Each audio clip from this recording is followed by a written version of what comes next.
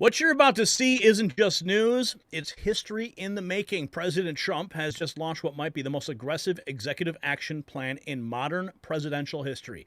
From ordering 30,000 beds at Guantanamo Bay for illegal aliens to banning radical gender surgeries for minors, he's sending a clear message.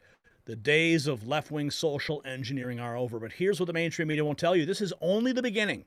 The radical left is in full meltdown mode because they know what's coming next. So stick around because we're going to show you exactly why they are terrified. So let me tell you something about the timing, though. As President Trump dismantles the radical agenda, something unprecedented is happening in the global markets. Central banks are dumping dollars and stockpiling gold at record rates. They see what's coming.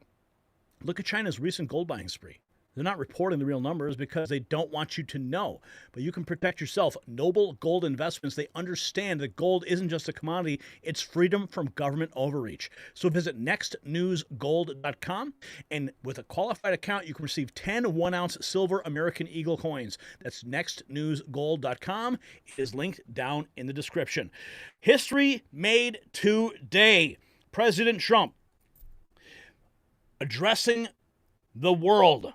My first week set records, 350 executive actions. Buckle up. In our first week in office, we set records, taking over 350 executive actions. That's not been done before. And it has reportedly been the single most effective opening week of any presidency in history. And we want to keep it that way. We want to keep it going. Let's go. Let's go. He has been waiting 4 years for this moment. We've got this. President Trump announced executive order to start sending illegal aliens to Guantanamo Bay. That's right, baby. This is massive. Today, I'm also signing an executive order to instruct the Departments of Defense and Homeland Security to begin preparing the 30,000-person migrant facility at Guantanamo Bay. Most people don't even know about it. We have 30,000 beds in Guantanamo to detain the worst criminal illegal aliens threatening the American people. Some of them are so bad we don't even trust the countries to hold them because we don't want them coming back. So we're going to send them out to Guantanamo. Wow, the worst. This will double our capacity immediately, right? And tough. That's a tough place to get out of. Today's signings bring us one step closer to eradicating the scourge of migrant crime in our communities once and for all. And it was just just an unforced error. An unforced error, but that was all because of Joe Biden. President Trump ordering the Defense Department to prepare 30,000 beds in Guantanamo Bay to house the worst of the worst. Also, John Fetterman celebrating the Laken-Riley Act being signed into law. This is his official statement. It's wild that we're even giving this guy any airtime, but he's stunning a lot of people these days. I believe in a secure border, he says, creates a more secure nation, and it's just common sense. I believe a stronger border is fully compatible with my commitment to immigration. I also believe our nation should protect our dreamers. I believe this nation is tired of leaders in D.C. prioritizing fighting over governing. I believe Pennsylvania elected me to fight for a better Commonwealth and to work with both sides of the aisle. Wow. And now people celebrating that the Laken-Riley Act officially into law. Laken-Riley signed this in honor of Laken-Riley. Come on up here, some of the people that we love that have been so instrumental. Okay?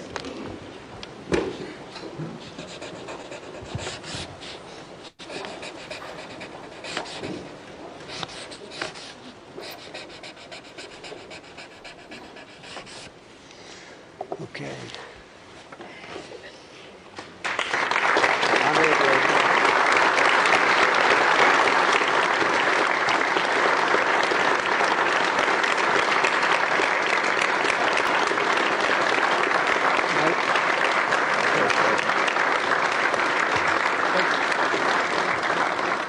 Thank you, everybody. Mr. President, government funding. Can you take a quick question on government funding? And the press already jumps in. Shut up. Okay. What else have we got here? We've got more news. President Trump says any federal worker, we covered this the other day, who doesn't show up to work in person by February 6th will be fired.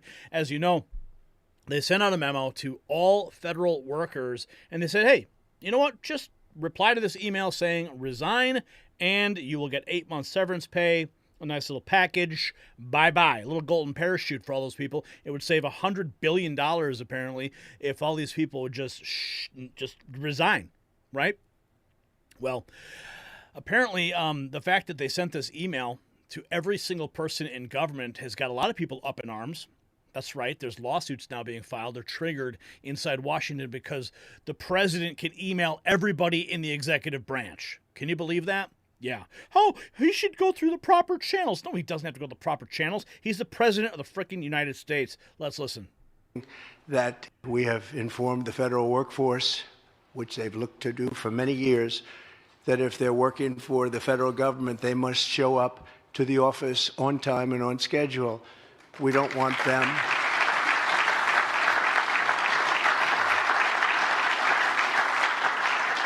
We don't want them to work from home because, as everyone knows, most of the time they're not working, they're not very productive, and it's unfair to the millions of people in the United States who are in fact working hard from job sites and not from their home.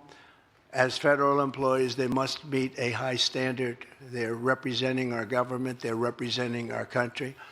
If they don't agree by February 6th to show up back to work in their office, they will be terminated, and we will therefore be downscaling our government, which is something that the last 10 presidents have tried very hard to do but failed. Most of the people we're talking about have not been going to their federal offices in many, many years, from even before COVID, but they have nevertheless been paid. Some have worked, some haven't worked, and most of the studies say that some have just gone through the motions. We may ask these people to prove that they didn't have another job during their so-called employment with the United States of America, because if they did, that would be unlawful, as you understand. A lot of people are getting paychecks, but they're actually working other jobs. So they'll have to prove that to us, that they weren't. In any event, we're requiring them to show up to work or be terminated. We think a very substantial number of people will not show up to work, and therefore our government will get smaller and more efficient. And that's what we've been looking to do for many, many decades, frankly. We have the deep informed the state federal workforce is getting drained. It is beautiful to witness. They are cutting the fat themselves. What else have we got here? We have some remarks. Oh, check this out. Liz Churchill writes, "This is what winning looks like. Security physically removed the USDA Phyllis Fong as she refused to accept that she was fired by President Trump. USDA Inspector General escorted out of her office after defying the White House. What do you think? You live there?" Libs of TikTok also bringing it up. Inspector General Phyllis Fong reportedly escorted out of her office by security. Bye-bye. Yeah. And here we have, this is the new White House press secretary. What has she got to say? Let's listen. Question about these buyouts. You've been describing it as this effort to get folks to return to work. The union that represents federal workers, though, says this isn't a voluntary buyout. They say this is a purge of people that don't agree with the president. What's your response? That's absolutely false. This is a suggestion to federal workers that they have to return to work. And if they don't, then they have the option to resign. And this administration is very generously offering to pay them for 8 months.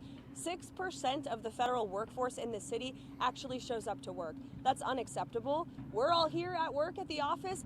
There are law enforcement officers and teachers and nurses across the country who showed up to the office today. People in this city need to do the same. It's an overwhelmingly popular policy with people outside of Washington, D.C. The president campaigned on this, and his administration's keeping the promise. Quick question to follow up on that. How much more is it going to cost? Because a lot of the space has now been given away. Leases have expired. New purchases need to take place. What will it cost to bring all those workers back to create the new offices they need? It's going to save tens of millions of dollars, because this government has been wasting millions of dollars on empty office space. That is beautiful. I mean, look at the buildings in this city. They're gorgeous. They've been here for decades, and the American people are paying for them. And so we're going to make good use of the office space in the city by having these federal workers return to work. I would also add that the order simply directs federal agencies to come up with a return to work plan. And so this isn't a purge, and this isn't forcing every single individual in Washington, D.C. to return to work, only if they are able and, of course, within the law. One more quick one, if I can, about the defense secretary right now. We heard that Pete Hegseth has now taken away the security protections that General Mark Milley has. Ahead of his confirmation, Pete Hegseth said that his priority would be focusing on the warriors within the military as his number one priority, not politics. Is this putting politics before the warrior workforce by focusing on what seems to be punitive in the eyes of many critics? No, the first action that Pete Hegseth took when he showed up at the Pentagon was telling that the warriors that work within that building, and most importantly our service members who serve this country in uniform, that DEI would no longer be a part of the United States military. We're focused on lethality, we're focused on strength again, and we're focused on rebuilding our military, which is something we haven't seen over the past 4 years. As for General Milley, the president's position on this remains the same as it does for John Bolton and the other individuals. He doesn't believe that these people should have the right to have security clearances and private details for the rest of their lives. Again, taxpayers are funding it, and the individuals you're mentioning are quite wealthy, I understand, so they can get their own private security if they wish. I had a couple questions just about the freeze on federal loans and grants. What will the report and review process look like when it goes to OMB for review? And also, now that a federal judge has temporarily blocked it, what are the plans moving forward on that? Because it seems like that Q&A memo that was released yesterday as well was trying to kind of explain a lot of the widespread confusion that a lot of these different organizations who rely on that funding had. So I'm just on both of those questions. Yeah, well, that's why the Q&A was released, so that there is no confusion. There's no confusion within this building. I know there is, again, amongst the media and those who don't seem to just be able to read a memo and take it for what it is. It's very clear. This is a temporary pause on federal funding to ensure that tax dollars are not funding things that this president has signed out of law. So the Green New Deal, DEI, etc. As I said repeatedly yesterday, and I would like to double down on the fact that Social Security, Medicare, Medicaid, which I'd like to be clear on that today, welfare benefits, individual assistance, food stamps, etc. will not be impacted. So the American people should not be confused about this. And in fact, they should be grateful that this administration is actually valuing their hard-earned tax dollars. Well, what about the federal, what is the response though to the federal judge who's temporarily blocked this? That's expected to play out in court on Monday. What are your guys' plans regarding that? And also, just going back to the review process, what does that look like? Everything this administration does is within the confines of the law, and so we're prepared to fight this battle in court. New York City talks Thank about, you, Caroline, how about the for stopping. TPS? Is it true that we'll be revoking the And there she goes. Like a boss, she's actually handling it. And now, we have an emotional moment as Laken Riley's mother thanks President Trump for his efforts. It's about time. People, we also want to thank President Trump for the promises he made to us. He said he would secure our borders and that he would never forget about Laken. And he hasn't. He's a man of his word. We trust that he will fight for the American people. Most importantly, I want to thank our Lord and Savior, Jesus Christ, because without his sacrifices, Laken's story would have ended on that horrific day that she was taken from us. But because of him, we can continue living knowing that we will see Laken again. There's no amount of change that will ever bring back our precious Laken. Our hope moving forward is that her life saves lives. We're so thankful that her passion for helping others and her legacy for doing good in the name of Jesus Christ will carry on. Thank you.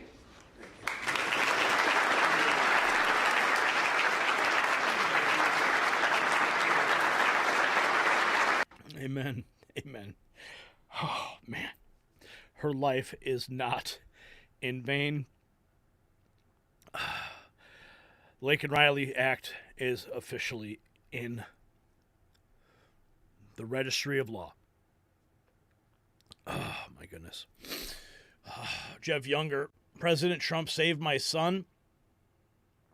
He said, I will use all possible avenues to get my son off of those drugs. The fight is not over. Protecting children is the new law. Finally, Robert Malone, Kenya, reporting.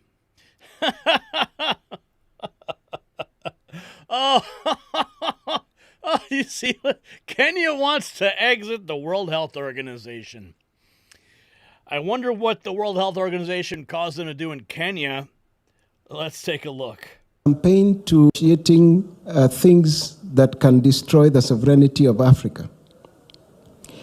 We cannot afford to trust WHO anymore, Your Excellency. And I'll just mention a few things that have caused great concern to us. In 2014-2015, WHO brought tetanus eradication campaign in our country. It was a campaign to eradicate neonatal tetanus, babies who are born who eventually get tetanus.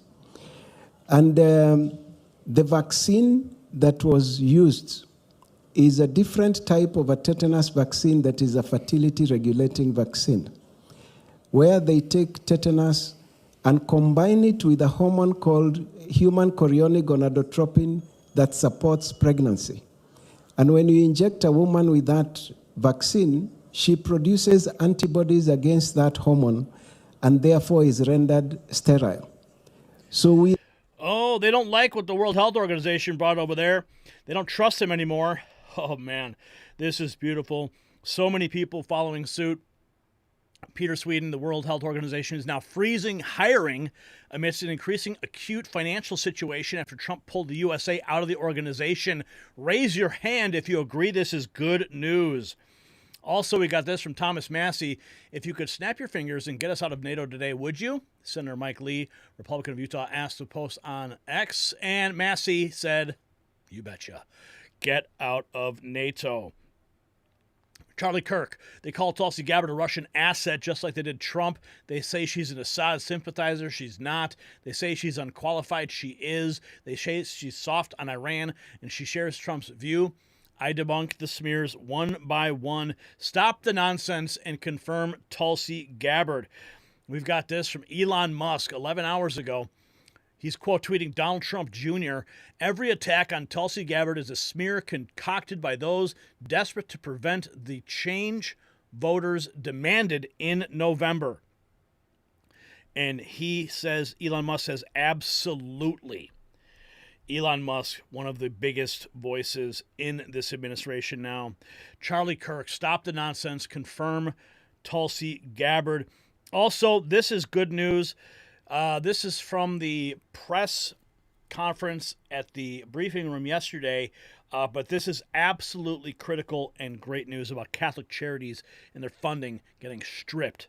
President, does the president intend to permanently cut off funding to NGOs that are bringing illegal foreign nationals to the country, such as Catholic charities? I am actually quite certain that the president signed an executive order that did just that, and I can point you to that. One more clarity. Yep. No more games. Catholic Charities is no longer going to aid and abet the criminals coming into this border illegally. Joe Rogan heaping praise on J.D. Vance after his effing amazing CBS News interview. Listen to Joe Rogan. So good. Did you see the CBS interview with J.D. Vance? Just one clip. Fucking amazing. Oh, so I should watch the whole thing? Oh my God, it's a masterclass. He is he's impressive. So good. He is really good. Has he been on your show? Yes. Yeah, he's great. Thank God for that guy. He's so good at dismantling those dopey people. Yeah. And just breaking down, like she was like, this is a country built on immigrants. He's like, yes. That doesn't mean that 240 years later we have to have the dumbest immigration policy possible. Well, that's right. Did you see this? That was an amazing moment. Here we have Thomas Massey introducing the bill to end the Federal Reserve. It's just sitting there. We must pass end the Fed. So this was looks like a screenshot of Thomas Massey 5/16/2024 when he introduced End the Fed. Federal Reserve Board Abolition Act, H.R. 2-1.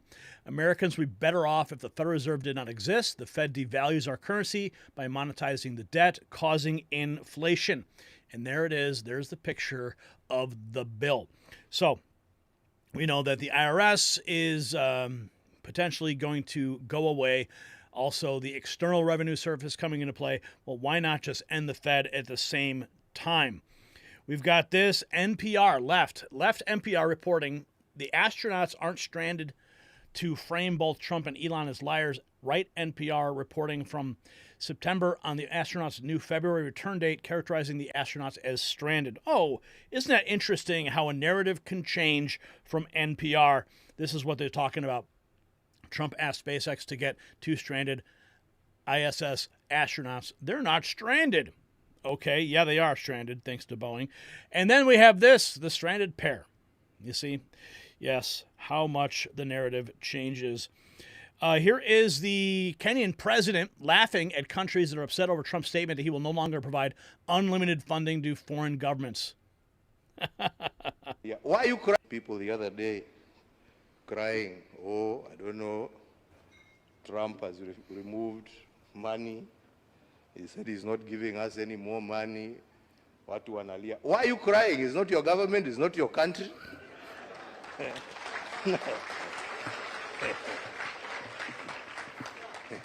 He has no reason to give you anything.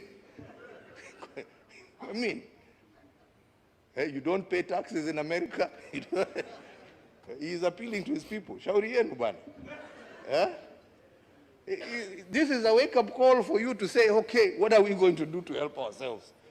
Instead of crying, tujiulize, what are we going to do? Haya, ametoa hiyo pesa, sasa tutafanya namna gani jameni? What are we going to do? Yeah? To support ourselves. Wow. Because nobody is going to continue holding out a hand there to give you. It is time for us to use our resources for the right things. We are the ones who are using them for the wrong things. Think about what's happening now on the global stage. President Trump freezing payouts to countries across the world. And here we have the Kenyan president going, well, I guess we have to rely on ourselves. Like all the international welfare, it's time for all of them to go ahead and figure it out. And that's stop being dependent upon government, U.S. government, sending you billions and billions of dollars in aid. It's handicapping these governments. And this is a welcome change, and it's so long overdue. Holy cow. And, of course, the World Health Organization freezing hiring. That's such great news. Elon Musk, the president of the United States, has asked SpaceX to bring home the 2 astronauts stranded on the space station as soon as possible. We will do so. Terrible that the Biden administration left them there so long. You know, I remember when this story broke and those astronauts were stranded, and I'm like, call Elon Musk. Call Elon. He'll get them down in 24 hours. And I'm reading this, I'm going, wait, they're still there? Like, there's been no news about these astronauts stranded. Joe Biden stranded astronauts in space. Think about that. He stranded them. And it takes Donald Trump getting reelected to pick up the phone and say, Elon, can you just get these guys down, please? Yes, sir. I'll get my rocket ship, and we will go, and we will get them. Unbelievable. Trump signing an executive order to restrict gender care for those under 19. That is great news. President Trump has called on Elon Musk to launch a SpaceX mission to save the stranded astronauts Butch Wilmore and Suni Williams. Elon Musk has given the green light to the rescue operation. Here is the post on Truth Social. I've just asked Elon Musk and SpaceX to go get the 2 brave astronauts who've been virtually abandoned in space by the Biden administration. They've been waiting for many months on the space station. Elon will soon be on his way. Hopefully, all will be safe. Good luck, Elon. I want to see Elon in a spacesuit. That's what I want to see him go up there and do it personally. I think he would. The alpha movement is alive and well. Soy boy betas and cucks are so last administration. Oh, yeah. And here we have, oh, look at that. You can see that. Look at that. You can already see that's the outline of Donald Trump's hair on Mount Rushmore. Well, I hope it happens. I hope it happens. President Trump also signing an executive order to deport pro-Hamas students on visas that break the law. I mean, if you're here and you're getting an education and you are actively supporting terrorist organizations overseas, and you're marching through the streets of your university, bye-bye. I am thankful that President Trump is doing that. President Trump is expected to sign an executive order barring federal funding to any K-12 school teaching CRT or radical gender ideology. The president will also reinstate the 1776 Commission to encourage patriotism and educate students about the true founding of America. Trump had previously established the commission in his first term, but Biden abolished it within days of taking office. What is up with that? How ridiculous! No, we can't have a 1776 commission. Nope. Let's see, Kentucky Kernels of Truth. It was created to counter the revisionist history of CRT, which falsely paints America as fundamentally racist. It's about teaching facts, not activism. Bob Snyder says, as a former educator, I'm extremely happy to hear this. CRT has no place in schools and only sows division and hatred. It is anti-American. Actual education has been reinstated. No more teaching kids to hate their country. Patriotism is back in the curriculum. Please, the UK needs someone like Trump right now. Well, good luck with that. You're going to have to start your own revolution. President Trump, of course, saying that no, the federal workers, you don't show up, bye-bye. Bye-bye. Children cannot consent, and that is why there are laws protecting minors. Those who perpetuated this evil should be imprisoned for life. Trump signing an executive order banning surgery for minors in the United States. This is also great news. The White House also confirming, Jackie Heinrich 7 hours ago, confirming to Fox that the White House received over 7,400 new media requests over the past 24 hours. White House Press Secretary Carolyn Leavitt announced an additional seat for journalists in the briefing room at her first news conference Tuesday, unveiling the rotating new media spot close to her podium and encouraging independent journalists, podcasters, social media influencers, and content creators to apply for credentials to cover the White House. Well, I have some interesting news for you.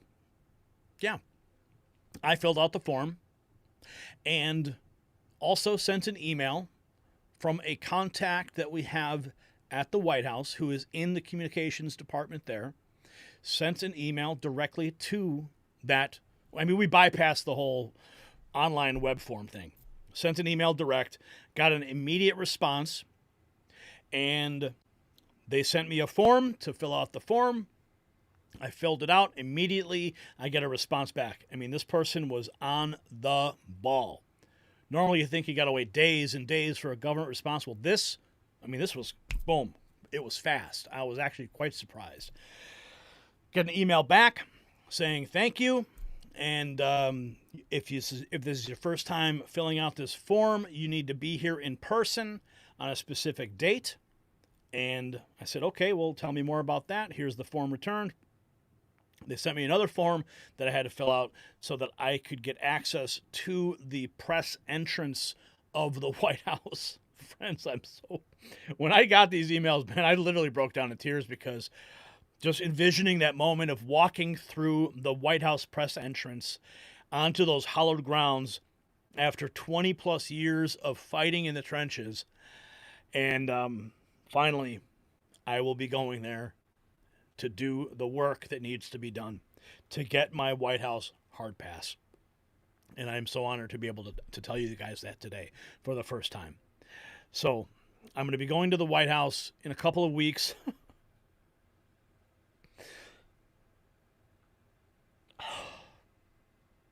And I told Mark Dice, I said, hey, man, I said, you got to fill out this form, check it out, you know. And I told him that I know I won't even be able to contain myself on that day. And I can't even contain myself here because it's been so long, so hard. you know, when the White House invited all those influencers during the first administration, I was shocked that we weren't asked to attend. I think they were just too focused on Twitter accounts and that kind of thing. But, you know, it's been 4 years. We've made a lot of contacts and gone to a lot of events and met a lot of people. And finally, you know, my buddy, who we went down to Trump Doral, we all made contacts there. And everybody's just been rising up these last 4 years. And finally, you know, you never know who you're going to meet at these events. And that contact paid off. We emailed them, got the correct contact for the White House, and made it happen. So I'm just overjoyed at this. And it's going to be on Valentine's Day week. So I intend to do some live broadcasting from, I don't know if I'll do live broadcasting from the White House grounds itself. I'm still waiting to find out if I'm able to bring any camera equipment. And but I do intend to do something from the hotel room. We're going to get all that technology sorted out. We'll do some raw feed shows from there and do our reporting from there. But I'm really excited for this moment, and it's really long overdue. So much is happening in this first 10 days, and I'm overjoyed. I don't even know how to contain myself with all the news, trying to keep up with it. It's overwhelming, but it's exciting, it's invigorating, and we're going to keep going. We're going to keep fighting, and we're going to keep bringing the truth to the American people, because that is what our commitment is to you here at the Next News Network. So what we witnessed today is nothing short of revolutionary. President Trump isn't just signing executive orders, he's systematically dismantling the administrative state that's been suffocating American freedom. From targeting CRT in schools to protecting our children from radical gender ideology, these aren't just policy changes, they're a direct assault on the left's control mechanisms. And with 30,000 beds being prepared at Guantanamo Bay, the message is clear. America's sovereignty is non-negotiable. But here's what I want to know. And I want you to put this in the comments. Why do you think the mainstream media is desperately trying to ignore these executive orders instead of reporting on them? What are they afraid that we will figure out? Show off your patriot pride with our exclusive Mag Avengers line, the ultimate statement piece for true believers, available now at shop.nextnewsnetwork.com.